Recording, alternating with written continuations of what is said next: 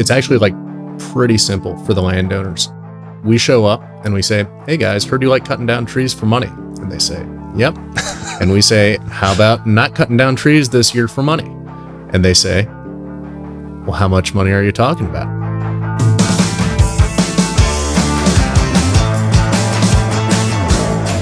This is ClimateTech with Kentaro, a podcast featuring the brightest minds and most influential voices in climate tech. I'm your host, Kentaro Kawamori.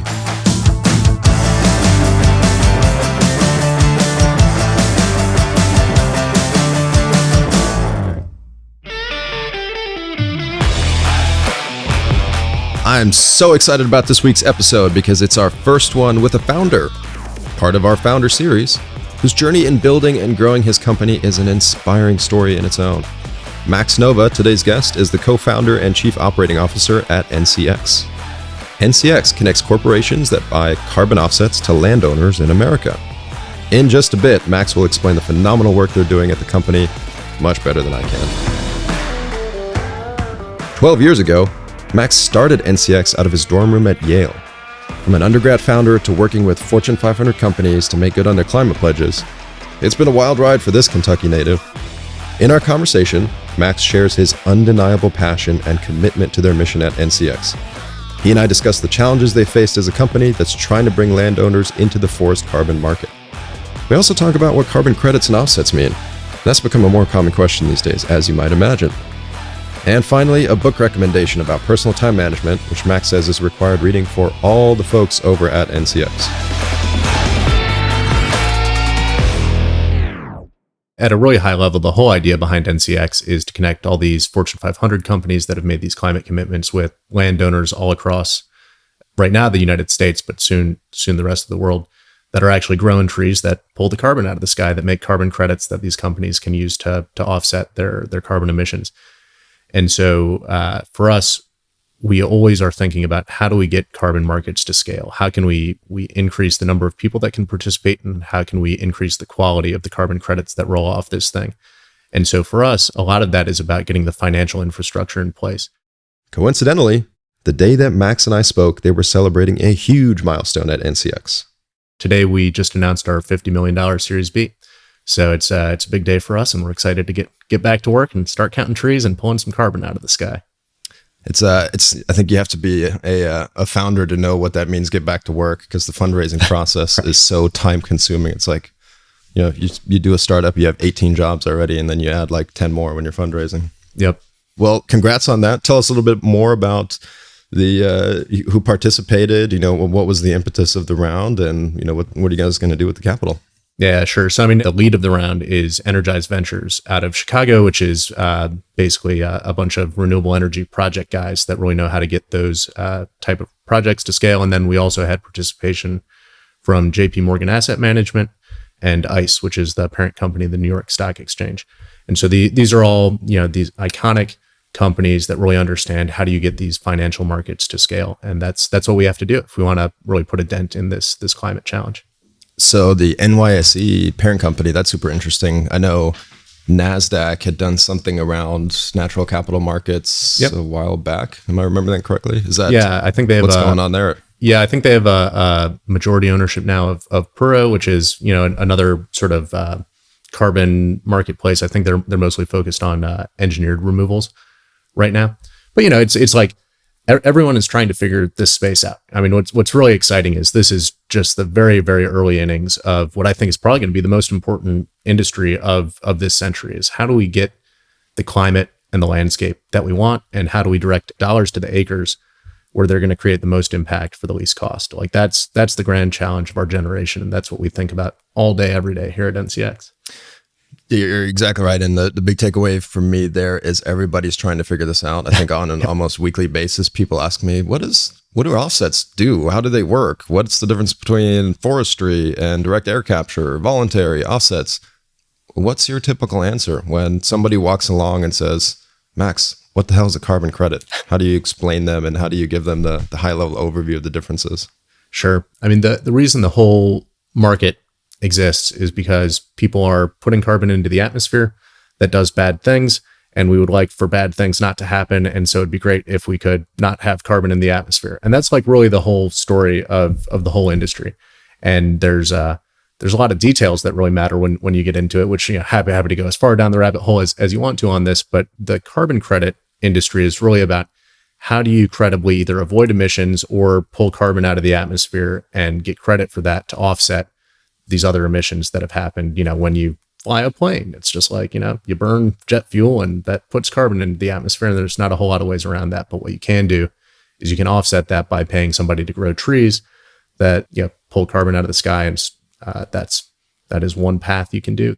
Tell us a bit more about how you guys are approaching it, and I know it's a combination of sort of working with landowners, verification, working with I think you're partnering with verifiers, and then there's a marketplace as well. But so maybe for the layman like me, break down your business model for us and kind of how you guys got to this place and how you see that evolving over time. Yeah, I mean it's actually like pretty simple for the landowners. We show up and we say, "Hey guys, heard you like cutting down trees for money." And they say, "Yep." And we say, "How about not cutting down trees this year for money?" And they say, "Well, how much money are you talking about?" And then you're talking, right? And like really the whole thesis of the company is to try to put carbon on the same economic footing as timber, and corn and soybeans and all of these other commodity markets that operate at scale in the world. And I mean, that's what we have to do if we want to get to large scale impact fast. And we're a little bit unique as a company because we've actually been around now 12 years. So I like I said at the beginning, I started this out of a dorm room at Yale where I was an undergrad, and I met a guy at the Yale School of Forestry, Zach Parasa, who's our CEO and my co-founder. And for the first 10 years of the company, it was really about helping industrial forest managers, state and federal agencies, conservation groups just manage their forests, mostly for timber and then some other conservation outcomes. And so the economics of forests is just so critical to understanding the forest carbon market and understanding timber markets and how that interacts with carbon. And so that's what we do is we help landowners value their forests for more than just the timber, but for the carbon and some of these other natural capital benefits as well. Dealing with landowners is a very special skill. When I was working in the energy sector, and it was at Chesapeake, and the company was managing like 2.5 million acres or something like that. It's just unbelievable the amount of operations and work that goes into like lease holdings and dealing with landowners. Chesapeake Energy is a Fortune 500 energy company headquartered in Oklahoma City. In 2021, they announced ambitious targets to achieve net zero greenhouse gas emissions by 2035. Oh yeah, well, I mean, and that's the thing that I love when you look across a country like America, for example. There's 600 million acres of forest. That's huge. It's enormous, and there's a million landowners out there, and they're all different, And this is part of the art and the science of forestry is how do you look at the unique property that a landowner has? Every acre of forest is unique, and how do you take that uniqueness into account, and you look at what are the local conditions, what does the landowner want, what are prices doing, what do we think the future looks like, and you design a forest management plan. And this is what fascinates me about forestry is I never thought I was going to be a forester when I went to college. I thought I was going to be pre-med along with everybody else, but it's just such a complex and fascinating field, and it's so important for climate action in particular. Is that the technical term, forester? Is that what you call people in the profession? Oh yeah. And I mean, this is until they renamed it, this is what the Yale School of Forestry was all about. They just renamed it to the Yale School of the Environment, I think, because the last big donors died or something. But so time to rename the building. Anyway, but it's constantly evolving, right? And like the reality is that forests are so plugged in to everything in the economy. It's everything in the world is either grown or mined, and a lot of that growing happens in forests. The houses that we're sitting in right now, it's like those 2x4s. They came from somewhere. The desk that I'm at, the cardboard box that this microphone came in, all that stuff comes from trees at some point. And that's what I love about this is just seeing how it all flows. Yeah, exactly right. So paper and building materials, probably the two biggest ones. We work with USLBM, which you may know is a very large lumber company here in the US. And, they're getting really, really proactive on, their stewardship and their environmental impact. So it's been fun to learn about the industry a bit from them. But a while back, this is maybe 12, 18 months ago, there was a story in CNN that talked about this crazy fucking stupid thing that it appears the EU did, where they enabled biofuels, specifically wood chips, as a fuel, as a renewable fuel source, which makes sense on the one hand, but then it turns out that there's a whole cottage industry in the US South now where people are cutting down old growth forest, putting that on a ship to bring it over to Europe so that it can get burned for heat, which makes almost zero sense to me. Is that part of, are you seeing that from landowners, or is that what just a sensationalized thing that I read, or is that a real thing? Oh, well, so I mean, this is a real thing, but it's a market failure thing, actually, ultimately, right? Because like we all know that forests are valuable for more than just the biomass, right? That you could turn into wood pellets to, heat Scandinavia in the wintertime, right? But the problem right now is the only thing that we do a good job of measuring and paying for in forests is timber, biomass, these sort of traditional forest commodities.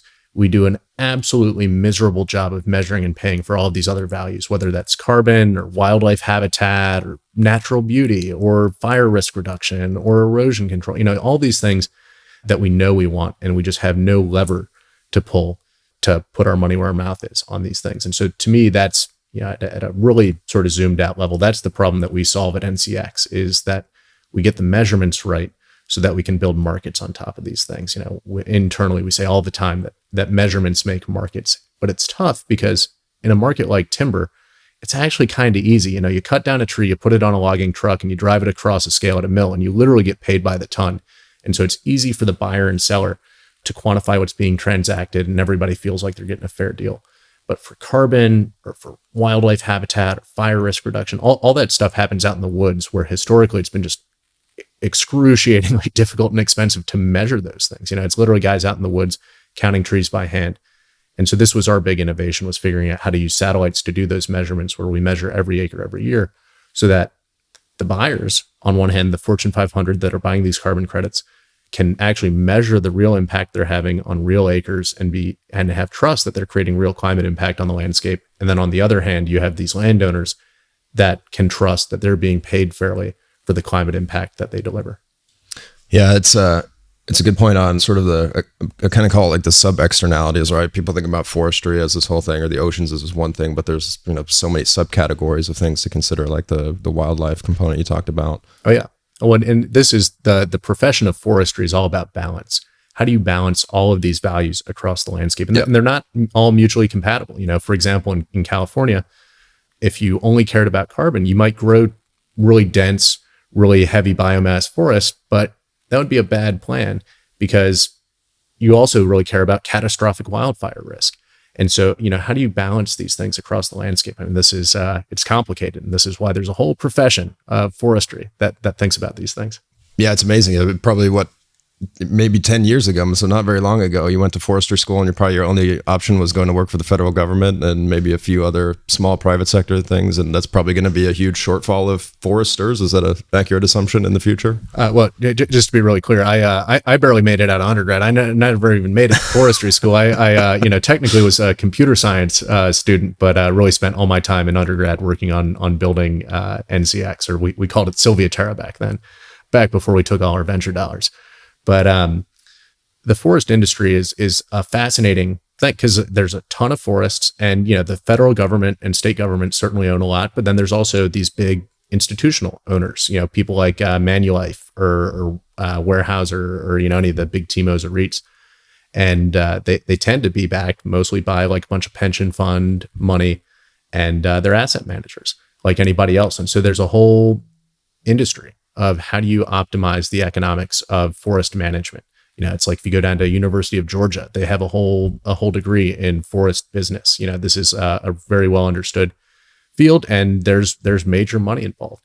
And the exciting thing about NCX is we're actually changing what the economics look like to manage forests, where now in forestry school, people are learning not about just like, oh, how do you manage this for a timber rotation, but like, how does that change when suddenly people are willing to pay you to grow older, more carbon-rich forests? And that actually changes what the landscape looks like. Interesting. So when you talk about the more carbon-rich forests, and coming back to your comments on measurement, I don't know much about the space, which is why I was looking forward to this conversation. So from what I know, there's the measurement of the actual sequestered carbon in the trees themselves. And then there is sort of the verification that they're sticking around and that they're protected. It sounds like you guys have built software tools to do some of that. What does that look like? Are you using sat data, a combination of other things? Great to learn more about that. Yeah, sure. There's a couple moving parts in here, but at a really high level, we're using satellites to measure every acre of forest every year. And so we were able to measure the carbon stock on a landowner's property at the beginning of a 1-year term. And then we show up a year later with the satellites, measure it again. And if they didn't cut down those trees, then they get paid. And if there's no carbon, there's no dollars. So it's this sort of payment on delivery style system. And so, we could go pretty far down the rabbit hole on exactly how we do all those measurements. But it's really important to point out that it's actually not just about the carbon. One of the key challenges in forest carbon markets in particular is this question of additionality. You're paying landowners not to cut down trees. So a reasonable question to ask is like, hey, were you guys going to cut these trees down this year? Or am I just, are you just getting money to sit on your hands and not do anything when that was your plan anyway? And so this is where really understanding the forest economics comes into play, because this is not a big mystery question, but it is very data intense, like I said. Got it. So I'm going to go on a mini rant / thesis, and you tell me where I'm wrong and how I'm thinking about this. So one of the things that's been pissing me off in the offsetting space generally is this sort of echo chamber of, specific people that say, offsets are not valuable, or we should be placing more capital and focus into decarbonization and less consumption, which I'd say, yeah, no shit, but we also should be doing offsets. And then to your point, what you mentioned is there's that argument that how do you really know that the forest was intended, for deforestation or whatever it means? But when I think about global trends, right, you have massive population growth that continues at a global level. You now have massive demand for greener products. And as an example, I'm in Arizona. Across the street, they are building a massive timber-based multi-structural commercial unit. So everything I'm looking at goes, the demand for lumber products is only going to massively increase. So even if I'm a landowner today with no plans to chop down that forest, we saw what happened to lumber prices during COVID. The economic incentives are changing immensely as supply and demand changes. So, how do you think about, yeah, sure, somebody might not be planning to chop down this forest today, but if lumber prices are again 5 times higher than they were a year ago, that person might come along and have somebody say, hey, here's a ton of cash. Why don't you just shoot me this land and I'm going to cut this down for you? Like, am I thinking about that wrong? There's going to be a pretty significant supply and demand shift, right? So even the ones that aren't thinking about, using their land for deforestation, for lumber purposes, whatever, wouldn't it make sense that that is actually at significant risk, that more people are going to look at that given the economics? Yeah. So at NCX, we really, really believe that economics matters and supply and demand curves really matter. And it's also kind of hard to predict what's going to happen in the future. If you could do that, you should probably be running a hedge fund instead of talking to me. But I learned my lesson trading hog futures after I watched Trading Places with Eddie Murphy. Exactly. I was like, oh, surely I can do this. Yeah, exactly. Bad idea. But the interesting thing actually is there's another big macro trend that I don't think gets talked about enough, which is dematerialization.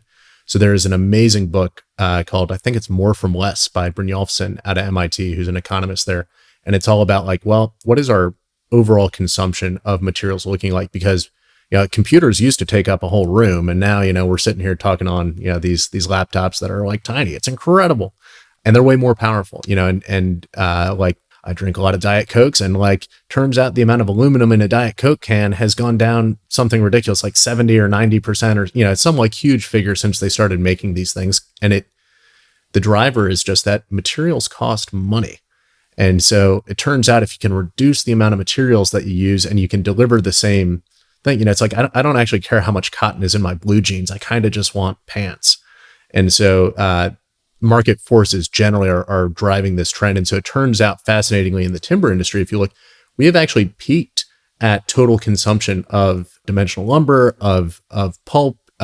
It's not on a per capita basis. I'm talking about in aggregate, total aggregate consumption has gone down as population has gone up, as GDP has gone up. We've just gotten better at doing more with less. And so that's a really important trend that I don't think is actually talked about enough in this whole space. Max definitely indulged me with my mini rant / thesis on supply and demand. Here he talks about why predicting the future price of carbon is so challenging. You're right that supply and demand really matter for the prices of things in a capitalist economy, it turns out. And when you start to price carbon, that does change, what the relative balance in supply and demand looks like for these things. And our thesis is that predicting future prices very hard. Again, like if you can actually do that, you should be running a hedge fund.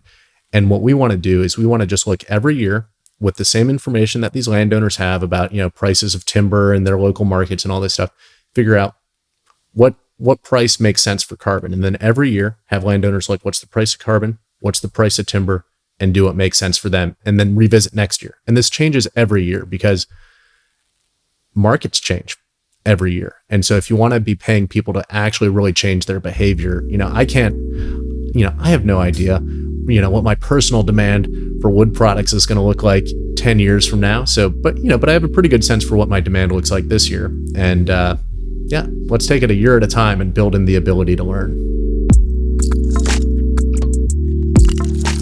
Alongside these opportunities for learning, NCX has been able to create a massive forest carbon project in the US, serving nearly 2,500 landowners. Collectively, these landowners own 4.3 million acres of land across 39 states. With their recent funding, Max and his team are looking at a global expansion. So this is a big part of the story of the Series B is we went coast to coast in the United States in our winter cycle just recently, which was a huge milestone for us. And there's still plenty of work to do here in the States. I mean, there's 600 million acres of trees. That's so many acres. But at a certain point, if we keep up this trajectory, like we kind of are going to run out of acres here in the US. And it is a planetary scale problem. And so ultimately we got to go everywhere the trees are at. And so that means, places like Brazil. It means places, anywhere there's trees, that's where we got to be.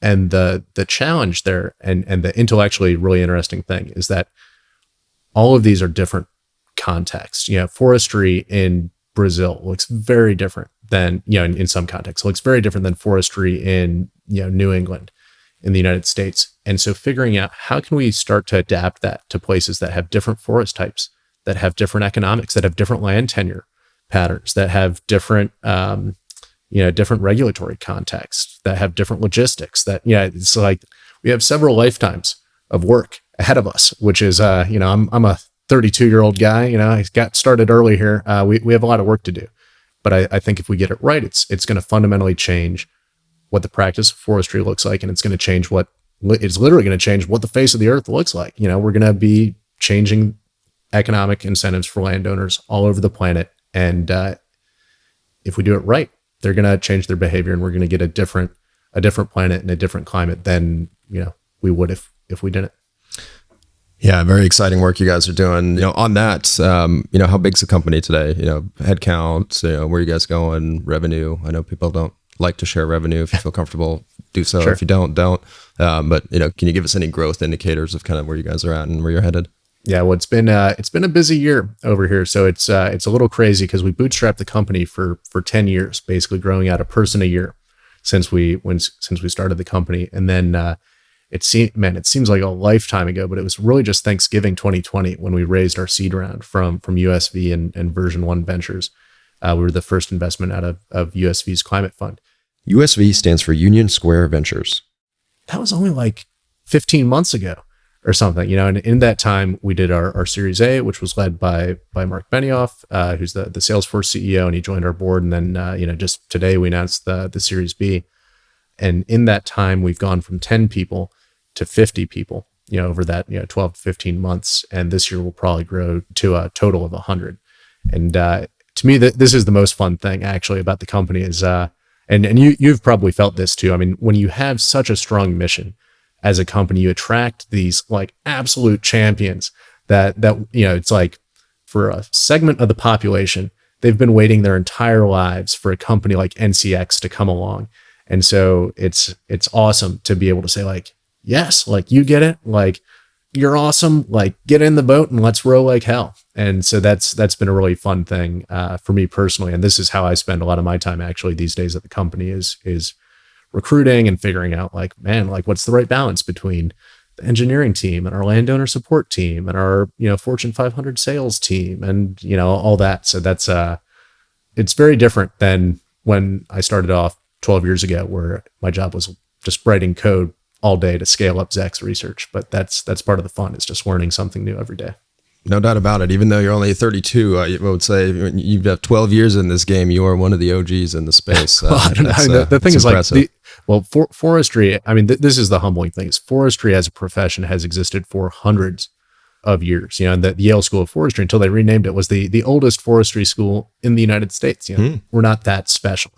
We're part of a very long legacy of how does society value and manage forests, and how can we honor that legacy, and how can we make our contribution, in this narrow space right now of beginning to value carbon, and then eventually like really change the overall economics of forest management. Well, great. I've learned a ton. So for founders, aspiring founders out there, VCs could probably use this knowledge as well. But what's the most important lesson that you've learned in your 12-year journey as an entrepreneur? Yeah, most important. I mean, I'll tell you the one that immediately springs to mind, and this is something that I make every new NCXer that joins the company read, is this book called Getting Things Done, which is all about personal time management. So much of being a founder is about balancing a million competing demands and understanding like, well, what's really important, and then like, how do I just efficiently get things done? And so it's GTD, as it's often known, has kind of a cult following among computer programmers, which is how I came up. But it's just a very systematic way of working. But the non-systematic thing and the key insight of the whole thing is like, you and I are having this conversation right now, and it's great. And I'm fully engaged in this conversation because this is the only thing going on in my mind right now. All my tasks for the day, all my calendar appointment stuff, that's all in external systems. I don't have to have that in my mind because I have external trusted system. And so you think that you're already doing this, and like, you're not doing this, like to the level that David Allen, prescribes in GTD. It's literally like, there's a huge difference between getting 99% of the things in your brain out of your brain and into some system, and 100%. When you get 100% out, you're free. And like that was a watershed moment in my life. Like from pre-GTD to after GTD, I have no idea how I even operated before then. So would highly recommend. I'm a big book nerd. Yeah. Love it. I'm definitely a voracious reader as well. It's definitely slowed down for me in recent years as we started the company. But yeah, I love that because that's something, I've practiced for a long time too. And that's one of the reasons I'm not on social media, is those distractions and just being able to be focused and be in the moment. And but anyways, thanks for sharing that. So last one for you. Any parting message for the broader ClimateTech ecosystem at large that you want to leave behind? Sure. So at NCX, our number one value is trust. When we think about the future of these markets and trying to build these generation defining companies, this is the mission that you're on. This is what we're trying to do, is building these iconic companies that are going to be around for a long time, that are going to change the way the world works. It cannot be built on a foundation of sand. So our number one value is trust, because the buyers have to trust that they're having real climate impact out there on the landscape. The landowners have to trust that they're getting paid fairly. And it's hard because a lot of this climate stuff is happening in remote places that are hundreds of miles away. The buyers are never going to visit them. The landowners, are managing these big properties. They don't know, there's no physical delivery in this market. It's not like, when you order an iPhone and it shows up, you're like, yep, this is an iPhone, and it turns on. So I guess we're good. When you buy a carbon credit, that happens in a forest that you're never going to visit. And so, a big part of our job is to get those measurements right to build trust on both sides of the market. But it's, I guess my plea for the overall space is that like we as founders and as the community that's building this, we have to be very, very conscientious about trust in this market. And everything we do at NCX, the question is always like, is this going to increase trust or will this decrease trust? And it makes our decisions so obvious and so clear, because it is, there's a version of this movie where, the people are, running, where it begins to look a little bit more like the crypto space, where, people don't know what's real. They don't know if they're their money is making a difference or not. Are these assets even valuable? We can't build a new industry on a foundation of sand. So love it. Think about trust. Well, we thank you for your time and your insights, Max. It's been a great learning experience, and we wish you all the best with NCX. Yeah, thanks for having me.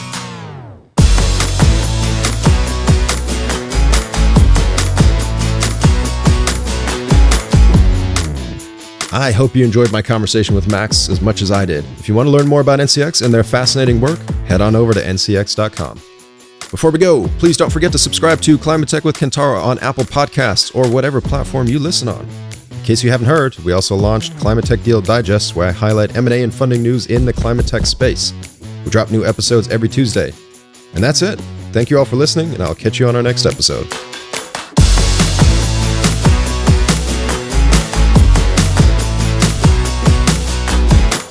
ClimateTech with Kentaro is produced by our incredible team at Persefoni and Hueman Group Media. Our theme music is by Guest House. And if you want to learn more about Persefoni and our climate management and accounting platform, please visit our website at persefoni.com.